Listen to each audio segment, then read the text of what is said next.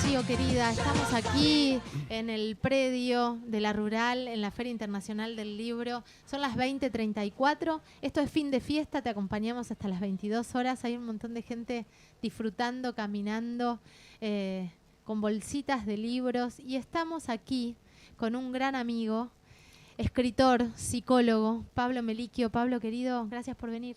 No, Caro, gracias a vos por invitarme una vez más y en este contexto tan hermoso para nosotros, ¿no? La Feria del Libro. Totalmente. Y vernos, ¿no? Hay como, tenemos que hacer la revolución del persona a persona. Basta de virtualidad, Sí, ¿eh?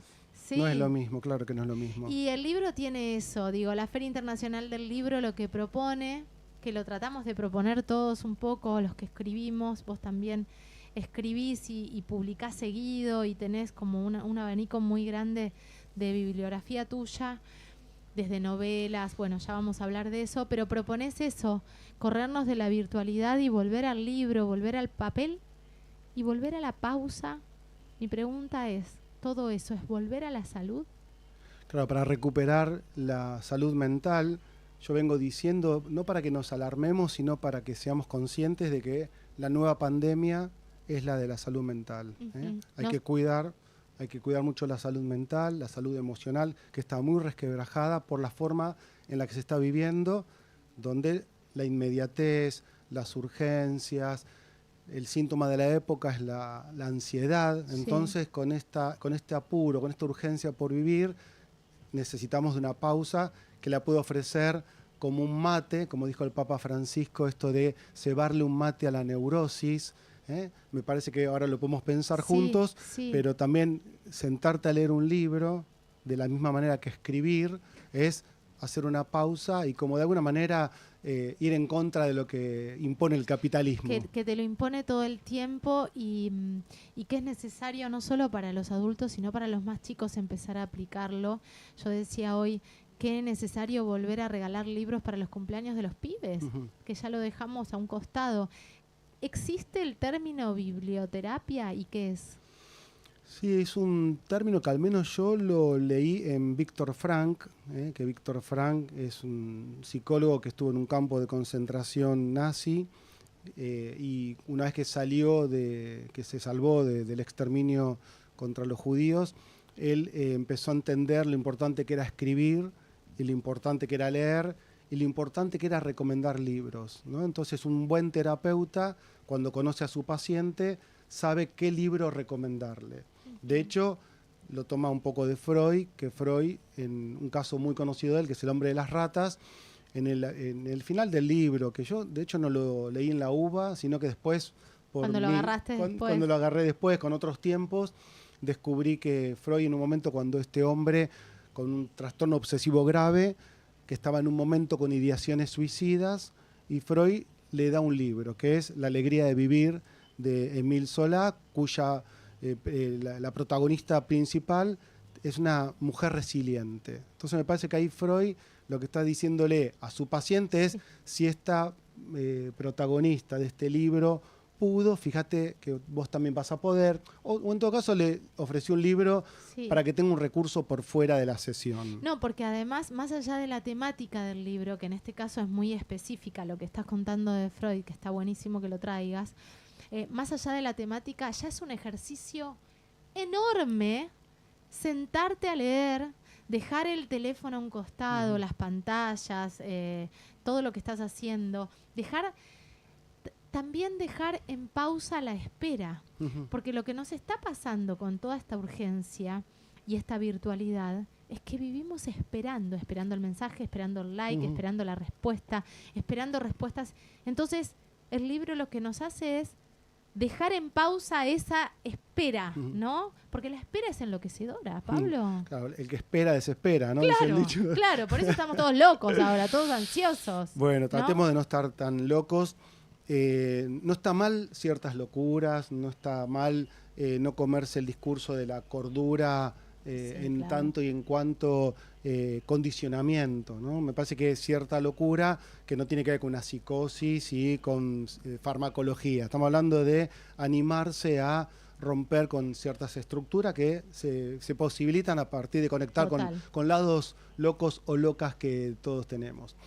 pero detenerse un poco a leer, detenerse un poco a escribir, esta idea de cebarse un mate, ¿no? Qué metáfora maravillosa que dejó como legado el Papa Francisco, porque mira, ahí tenés vos, ¿no? El clima no es cualquier clima, pensar que uno cuando le pones yerba al mate, le sacás el polvo, le tirás el agua, es un clima de concentración y de pausa, ¿no? Cuando vos tomás un mate es una pausa. Si vos pudieras extender eso cada día, como una meditación, el libro, el mate, el silencio, bueno, cosas que no se promocionan que son muy necesarias. Vos sabés que hoy justo yo preparo el mate, la yerba la mezclo con muchas hierbas.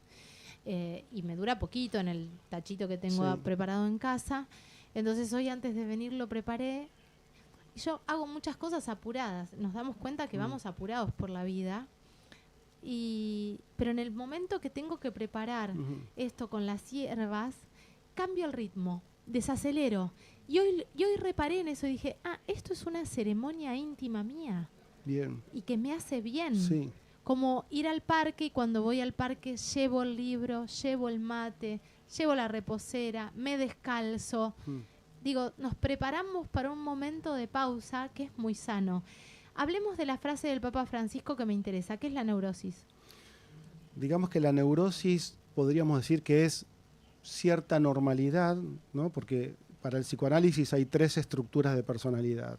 La neurosis, la psicosis y las perversiones. De perversiones hemos hablado en algunos que otros programas. Rodeados. Estamos llenos de perversos, algunas perversas también. Sí.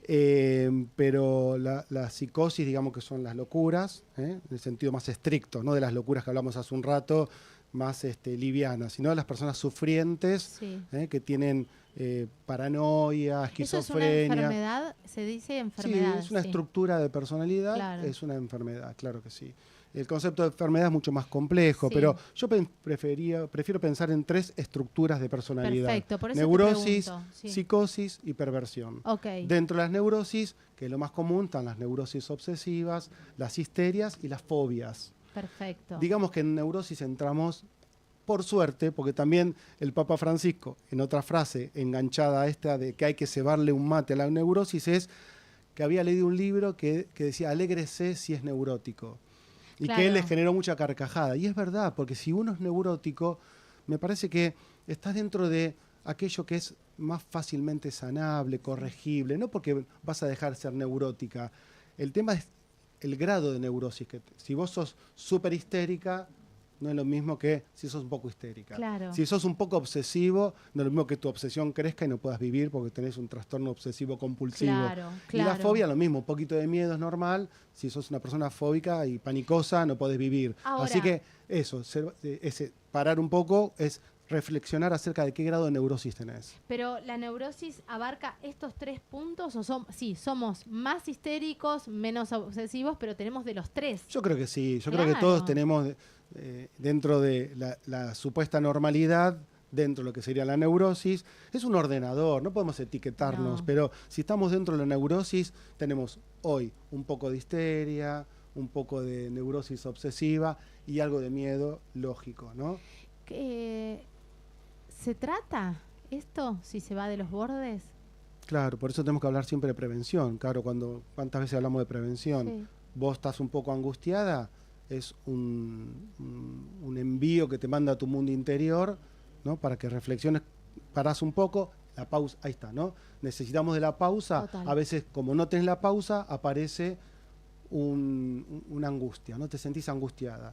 Si vos tratás de tapar esa angustia crece en intensidad, se sostiene en el tiempo, después es un trastorno de angustia o una depresión. Claro. ¿No? Lo mismo con la ansiedad. Un poco de ansiedad, decís, puedo parar, a ver, ¿por qué estoy tan ansiosa? Si esa ansiedad crece, trastorno de ansiedad, si ese trastorno de ansiedad sigue creciendo, ataque de pánico. Claro. ¿No? Fíjate que la angustia es como te vas para abajo, gráficamente, la ansiedad te va para arriba. Sí. Entonces uno está como un electro, ¿no? En la vida, como viste, como estás viva, entonces estás así, ¿no?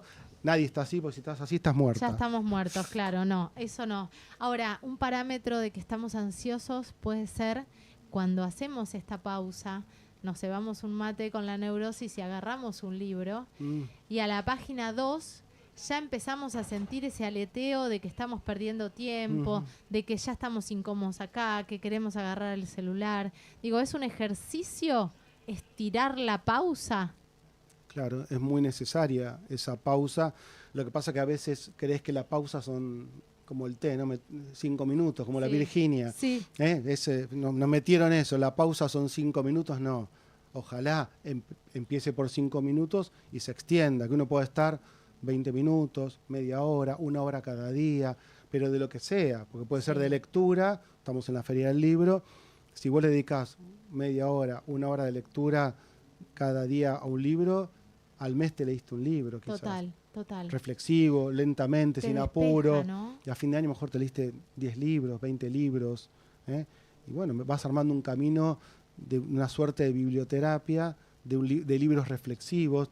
Hay libros pasatistas. Sí, claro. Está bien, no sé, qué sé yo, querés leer un libro pasatista, pero hay libros que vos te podés detener, historias de vida, ¿no? Donde vos podés trazar tu recorrido como mamá, tus problemáticas como mujer.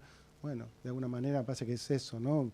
Decir puta madre o decir el lado Norita de la vida, así recorrer historias propias o de otras personas donde te invitan a pensar cómo se está viviendo, qué es la vida, qué es la historia argentina.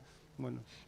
Hablaste recién de uno de tus libros y yo quiero hablar de ese rol tan generoso de tu parte, generoso de parte de Norita, de Pérez Esquivel, de las personas que se sentaron con vos a hablar sobre su vida y que vos pudiste hacer estos libros que son hoy un legado, porque son un legado para nuestra historia, es infinito, o sea, no podemos medir la importancia de esos libros, claro. El valor, pero el valor de lo valioso, ¿no? de estos libros, no monetario.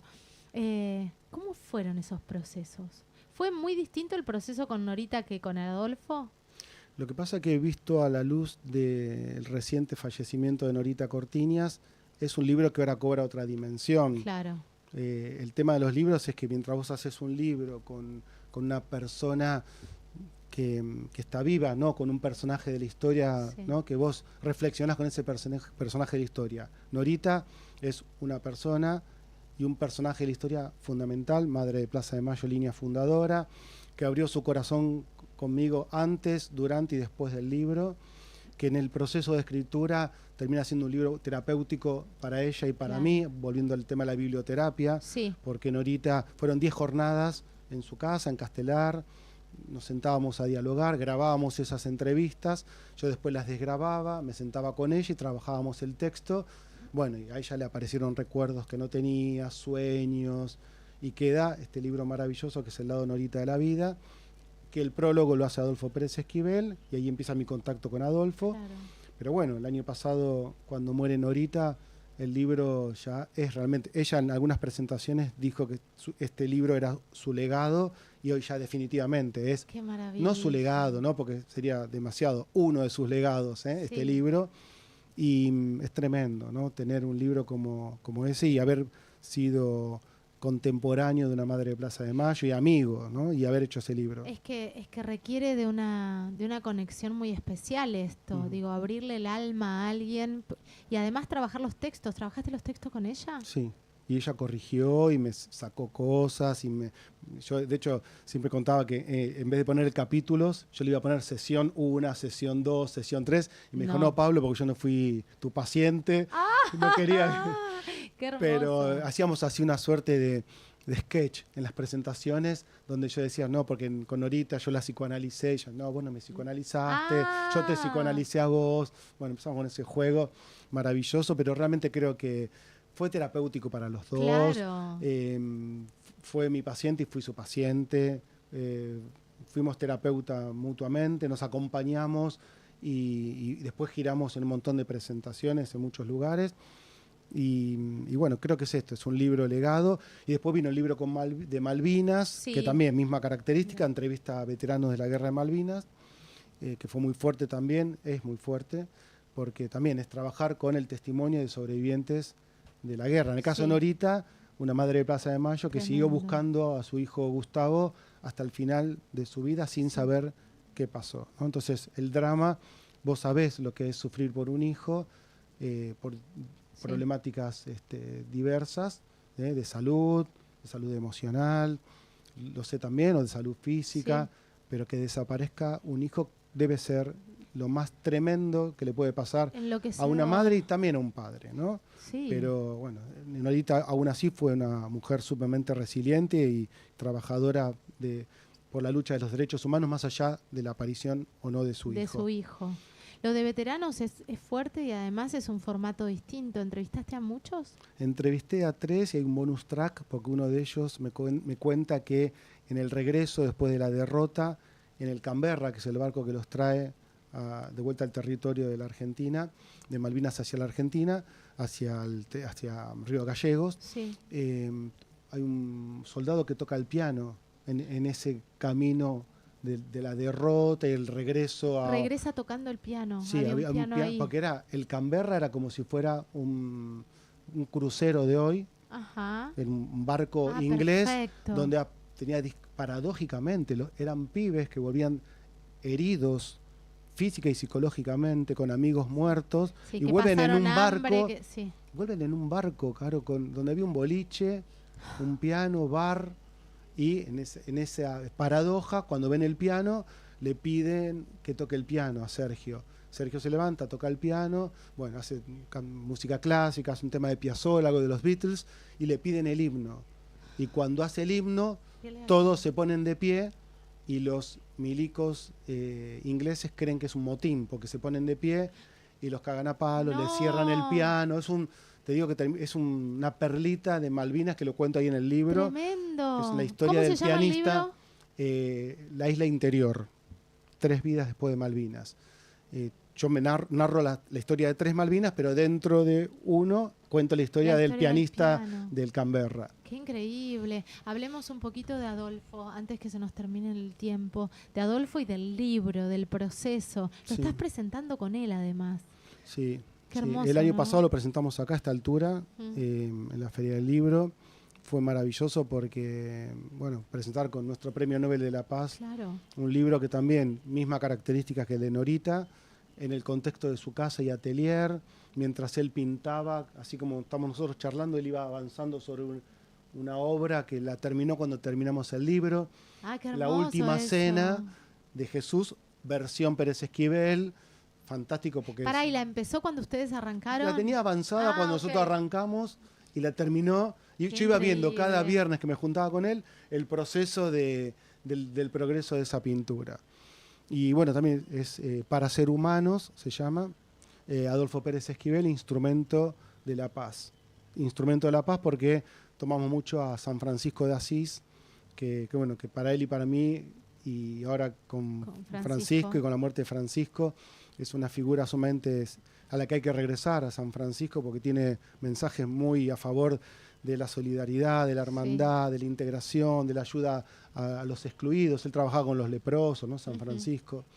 Así que es un libro maravilloso, muy actual, que habla eso, del amor y la paz. ¿Dónde conseguimos tus libros? Bueno, acá en Marea, en el stand de Marea están los 3. Perfecto. El de Norita, el de Adolfo y el de Malvinas. Porque es interesante. Me parece que hay libros que está buenísimo tenerlos y otros libros que son muy necesarios. Y además, ¿cómo le contamos la historia a nuestros hijos? Yo estoy con ese tema medio recurrente. ¿Cómo le contamos la vida? ¿Cómo le hacemos un mapa no para que lo sigan, sino para que lo tengan por las dudas? Y en esto de hacerle un mapa a los chicos, me parece que estos son 3 libros que está bien que estén, ¿no? En alguna edad lo van a agarrar. Sí. Que estén ahí. Que venga un amigo y lo levante y lea la tapa y contratapa y que quede, ¿no? Son libros que son necesarios. ¿Estás escribiendo? Bueno, ya sabés que terminé un libro... Yo hablo como si no supiera. Actúo, ¿viste? Vamos a hacer de cuenta que no sabemos. Bueno, sí, claro, en realidad estoy... Bueno, sabés que terminé... es una historia, ahora estamos viendo la editorial, pero terminé el año pasado un libro con un artista plástico maravilloso, Luis Felipe Noé, Yuyo Noé. Cuando terminé el libro, lo fui corrigiendo y este año él entra en una suerte de bajón depresivo, de malestar existencial y pide que yo sea su terapeuta y lo acompañé hasta que Hasta falleció. el último día. Sí, Después de escribir el libro, claro, vos ya yo lo estaba- tenías escrito. Yo ya lo tenía escrito, así que como no lo publiqué, ahora agregué estos últimos meses donde tuve la ¿Y vas la a poner suerte. sesión 1 y eso no? No, ahí lo estoy viendo con su hijo, que es Gaspar Noé, el cineasta, Sí. y con la gente de la Fundación Noé, para ver qué cosas poner, qué cosas no, por la cuestión del respeto, Totalmente. de la sensibilidad. Decir que lo acompañé terapéuticamente está bien, porque fue así, él lo eligió. Obvio que no voy a contar qué cosas él me Obvio. narró, pero sí la paradoja de que yo puse el foco en un tiempo donde Yuyo Noé se bloquea en la década del 70 y hace terapia. Mirá. Y después de ese año de terapia, del 71 al 72, él no hace nunca más terapia, y 50 años después, conmigo, después que yo hago el Retoma. libro con él, quiere hacer una terapia. Ay, pero qué personajes que tenés en tu haber como escritor, una maravilla. Sí, Yuyo muy querido y aparte muy admirado de otro planeta. Qué hermoso. maravilloso, sí. Es un libro que hablamos mucho del valor del arte, de la sanación por el arte, a través, en su caso, de la pintura, ¿no? Claro, me encanta. Pablo, gracias por venir.